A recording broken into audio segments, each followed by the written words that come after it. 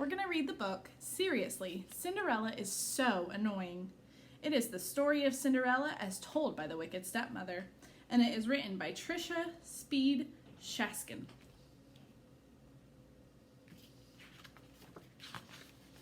You must have heard of me, the wicked stepmother.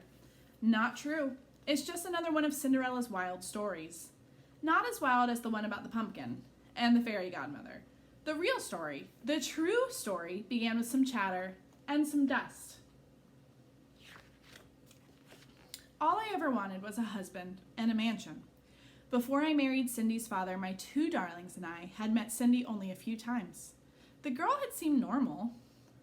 After I married Cindy's father, my darlings and I moved in. When I had just one foot on the front step, my dear husband kissed me goodbye and said, "I'm off on business." He leaves often, Cindy said, but the animals stay put. They talk, they joke, they sing, they even help out, especially the bluebirds.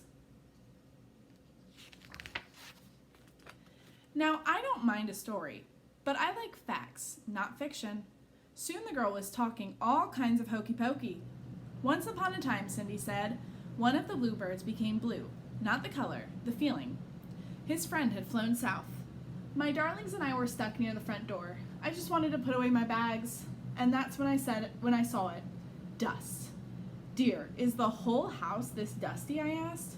I don't know, Cindy said. I'll give you a tour.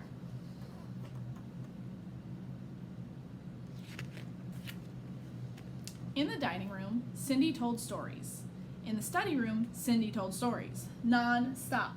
Girls, I said, time to get to work. This place needs a good cleaning. Once upon a time when I was cleaning, Cindy started. Oh boy.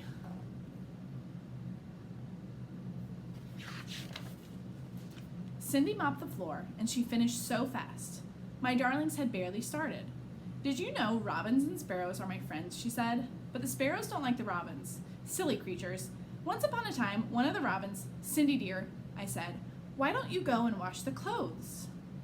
But Cindy washed them so fast. How on earth did she do it? I had to find another chore for her, just to keep her busy. If there's one thing squirrels love, it's washing clothes, Cindy said. The rats, though, would rather iron. You know, one day squirrels and rats doing laundry? Quit telling such foolish stories, I said.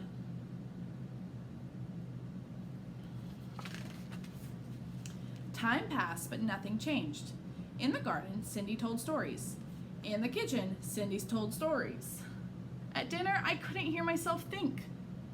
Dear, please, I said, stop talking. But Cindy didn't stop. One day, a letter arrived. It was an invitation to the king's ball.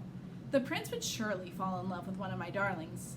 Then they would marry, live in a beautiful castle, and one day be king and queen of the land. Oh, stepmother, I have to go too, said Cindy.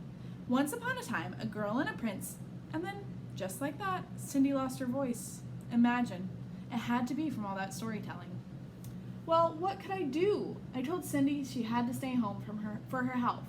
She cried, of course. But a ball was no place for a sick girl. She needed rest. Sometimes it is so hard being a stepmother.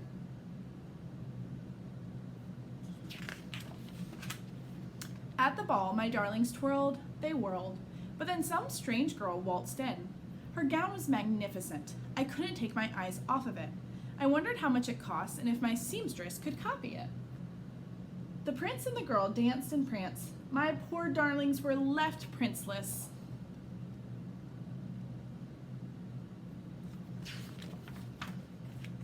A few days later, the prince made an announcement.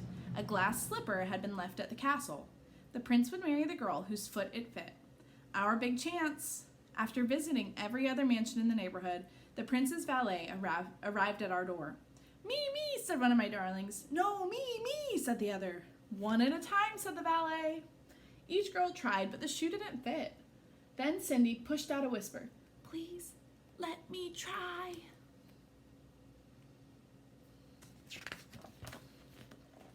The shoe fit. Cindy pulled the match out of her pocket. What? My darlings cried.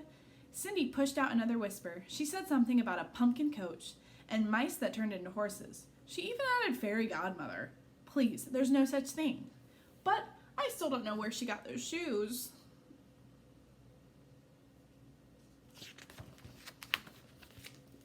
A few days later, the prince married Cindy.